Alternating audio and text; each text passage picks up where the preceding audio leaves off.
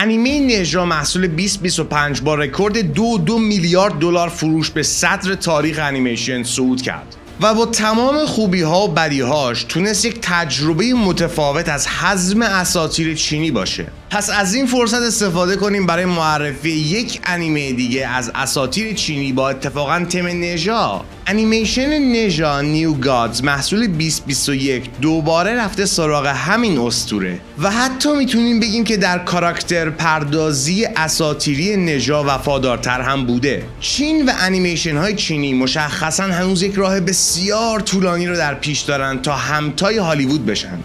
با این حال نبوغ و تازگی و تراوت در انیمیشن 2021 نژا واقعا یک پدیده ارزشمند بود. اینکه ما چطوری بتونیم یک اسطوره کهن رو با ظاهر بسیار نو معرفی کنیم میتونه یک چالش بسیار مهم ولو برای نویسنده های ایرانی باشه و اینکه نبرد خدایان رو با تم استیم پانک به نمایش بگذاریم لذت مطلقه. و با اینکه این انیمیشن 2021 ممکنه ضعف در داستان داشته باشه، مسیر رشد قهرمان رو واقعا تونسته جذاب به تصویر بکشونه. جدیداً فیلم دوم نژا رو در کانال نقد کردیم که توصیه میکنم ویدیوهای بلند ما رو اگه دوست داشتید ببینید.